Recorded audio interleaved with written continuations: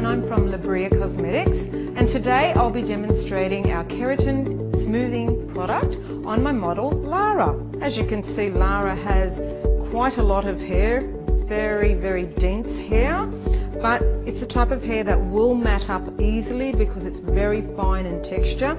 The keratin will help to make this hair more manageable for her. Now, the idea behind keratin treatment, it is basically used for a few reasons. One is to strengthen the hair and put back keratin into the hair and bring it back to its natural state. It will also soften the hair, so where a client has very thick curly hair, what it will actually do is soften that hair and the structure of the hair. It also smooths the actual texture. Each cuticle will lie smoother and closer. Okay, now the first step with Lara's hair is we'll be taking her to the basin and washing her hair. This is preparing her hair for the treatment. Next step, we will be applying the treatment and then leaving that on to process. After that, we'll be blow drying and then fusing it with a straightening iron. Okay, so now I'll be shampooing Lara's hair. I'll be shampooing with the clarifying shampoo, and what that does, it opens up the cuticle and prepares the hair for the keratin. So I'll be giving her two really good deep cleansing shampoos, basically to remove any impurities from the hair and the scalp.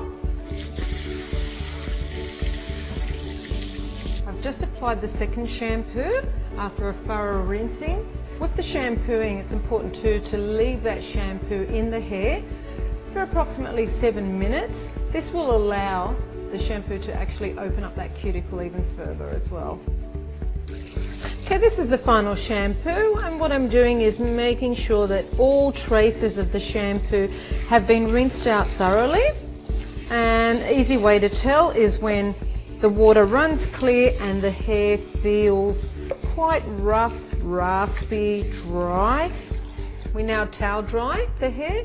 We towel dry it thoroughly, but leaving some moisture in the hair to make the application of the keratin a lot easier, smoother, and it's actually equalizing that porosity as well, having that moisture in the hair. Okay, now we've finished shampooing the hair and towel drying it. The next step is to section the hair and prepare it for the keratin. What I've done a middle parting from forehead right through to the nape, and then a cross parting from ear to ear. Now it's time to apply the keratin product to the hair. We start from the nape usually, or the curliest, the most difficult section. It could be the crown, it could be on the sides, it could be at the front, but generally we do start from the nape. So we just apply a small amount, 1 centimetre wide sections. Normally with keratin, it's not to be applied to the roots, but in this case, it really doesn't matter as there's no formaldehyde in the product or any nasty chemicals that's going to affect the scalp. Push this product into the hair by massaging it through to the mid-lengths and the ends. It doesn't have to oversaturate the hair, it just has to be on there and completely cover. It's optional, you can smooth the hair out a little more if you wish by combing it through at the end, just to ensure that you've covered all the hair completely, ensuring not to remove too much product. Next step is we apply a processing cap. If you haven't got a processing cap, you can apply some Glad wrap. Just cover the hair and allow it to process. What this does is retain some heat and it allows it to process more thoroughly. Then the processing time starts, and that will vary on the different types of hair that you're working on. So now the processing time is finished. What we do is remove the cap and the hair is ready to blow dry. Okay, now what we've done, we've allowed this product to stay in the hair. The reason why we've done this without rinsing it is because we're after a stronger result in terms of smoothness and in terms of relaxing that curl. However, if you're after a softer result with less colour variation, you could take your client to the basin after processing time, rinse it slightly, towel dry it, and then start your blow drying process. This can be either dried off completely using a paddle brush or blow dried, which is optional. Okay, now the next step and the final step is to straighten the hair and to fuse it. What we're doing is pushing that product back into the hair and we're sealing it now.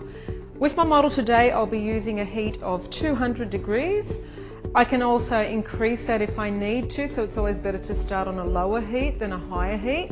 And the heat temperature will depend on the type of hair you're working on, the texture, and whether it's coloured or not. So we just take some fine sections and we start to fuse it. You can leave the iron on for a few seconds at the roots and then glide it through to the ends. We repeat this process 7 to 8 times, again depending on the hair type that you're working on, and I would suggest you refer to the instruction manuals for further information. So once the client's hair or the model's hair has been fused, then we take her back to the basin, re-wet the hair and apply a small amount of mask.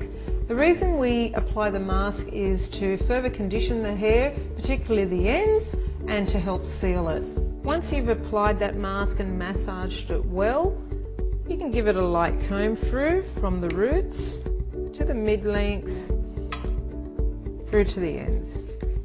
After 3 to 5 minutes, you then rinse the mask off completely. We then proceed to restyle the client's hair. So there you have it, that's the final result. Smooth, shiny, much more manageable hair for our model. This result will last for approximately 4 to 6 months. She will need to use the proper aftercare, which is the sulfate-free shampoo and conditioner. It will make it easier for her to look after, to blow dry, or to leave it natural and eliminate any frizziness and dryness.